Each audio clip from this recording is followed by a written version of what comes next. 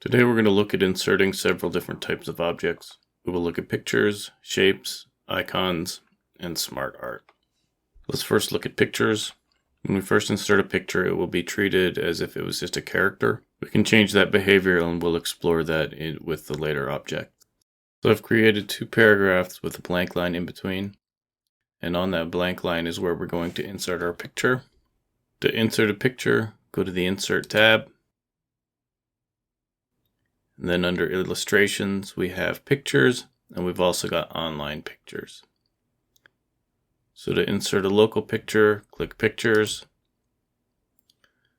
Navigate to where your picture resides, select it, and click Insert.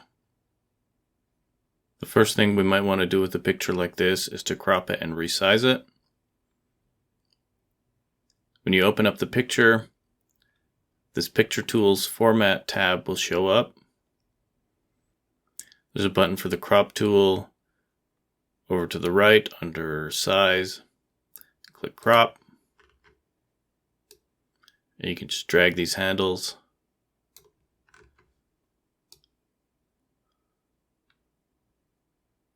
To remove any portion of the picture.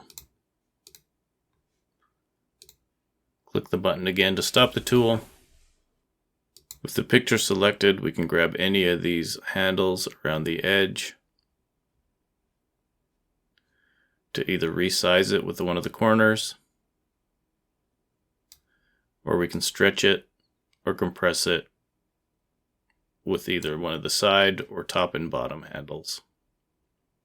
Because the picture is set to act like text, if we go to our Home or our Layout tab, and because it's acting like a paragraph, we can use the paragraph section to center it just like a paragraph would.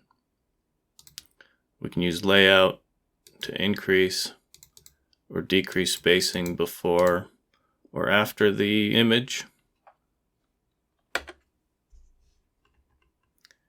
Adding a picture from the internet is much the same, again under the Insert tab.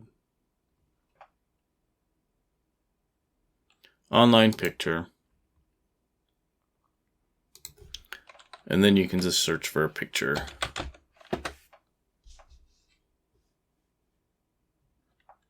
We'll just pick a random picture of a pear.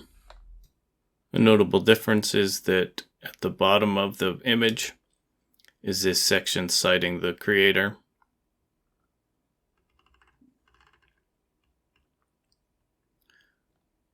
There's a wider range of shapes that can be inserted into our documents. We're going to use shapes to demonstrate how objects can interact with text other than just being in line with it. So our shapes are under the Insert tab. Next to the pictures under Shapes, if we click on that, we see a drop down with a bunch of shapes that we can use. I'm going to use a simple triangle.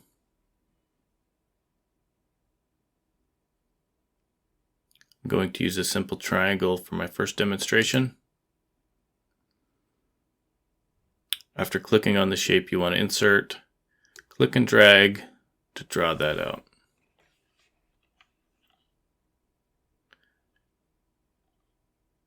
If you want the aspect ratio of your height to width to be 1:1, press and hold Shift while you drag.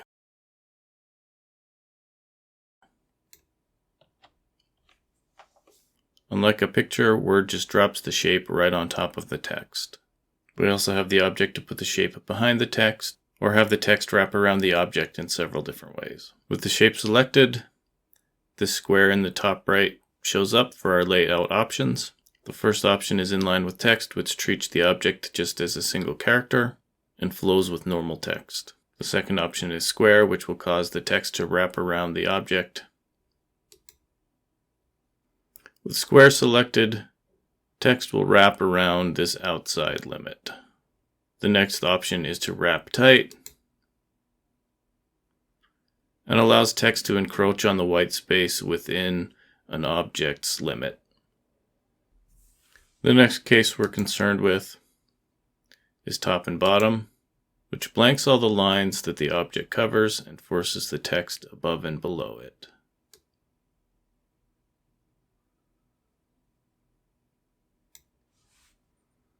And then the next option is behind the text.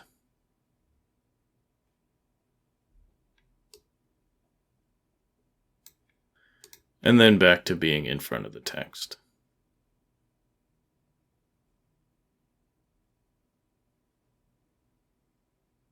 Let's look at some more of the options when using the tight wrapping. Trying to read around an object might be unpleasant for your readers.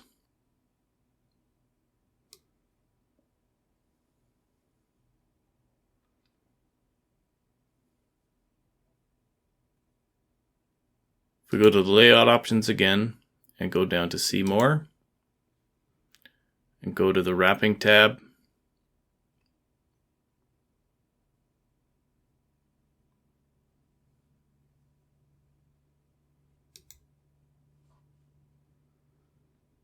we have the option on wrap text to wrap on both sides, right or left, or only the largest area. So in our case, if I select largest, text stops at our object and continues on, instead of placing some of the text on the right-hand side of the object.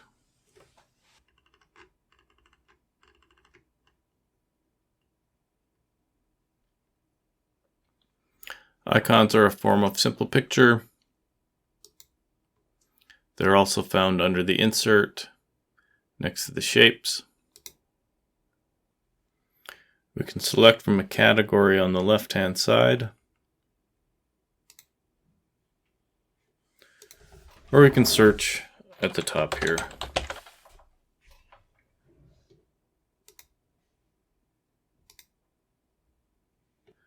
As with the picture, the default layout is in line with text, and therefore again can be manipulated and positioned in the same way as a paragraph.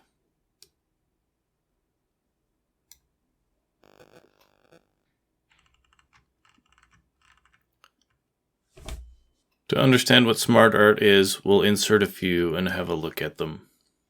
So SmartArt is also found under the Insert tab. If we click on the SmartArt button, we get this dialog box which allows us to choose which SmartArt graphic to insert. On the left we have some categories. So let's look under the cycle, for example. And let's just choose this one. Click OK to insert it. We can resize it the same way as any other object. Hold Shift if you want to maintain your aspect ratio. We can add our text in this box that says type your text here.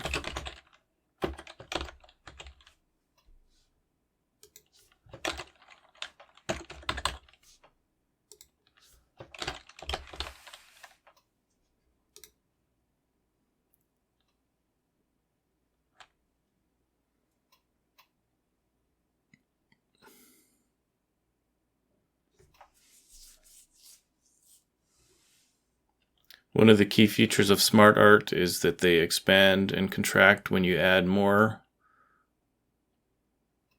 items or delete items.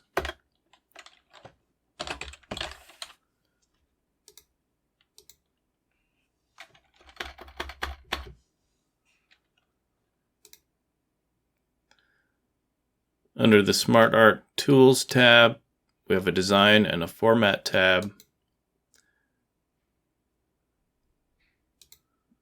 Under the Design tab, we can switch the style.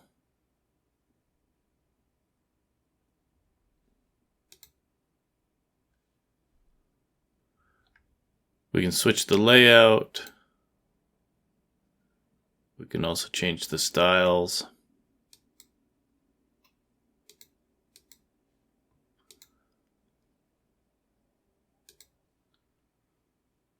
You can choose a color.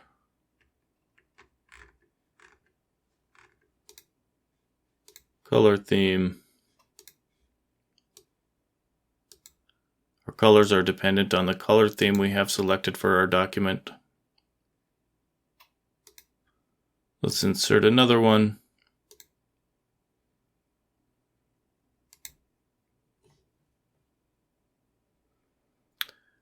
Let's look at one under relationship.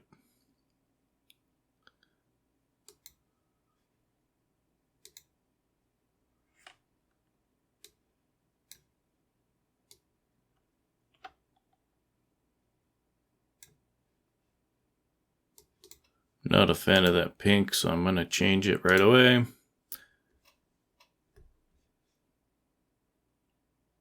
Instead of changing our text on the box on the left, we can also just click on any element and type in our new text.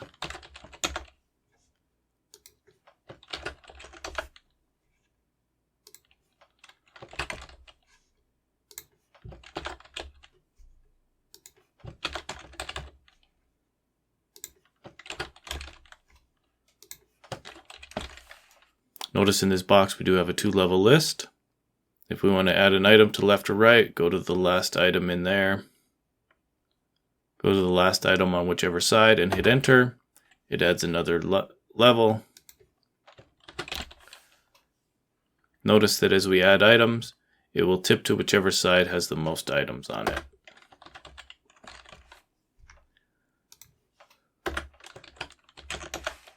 Or be balanced if both sides are equal.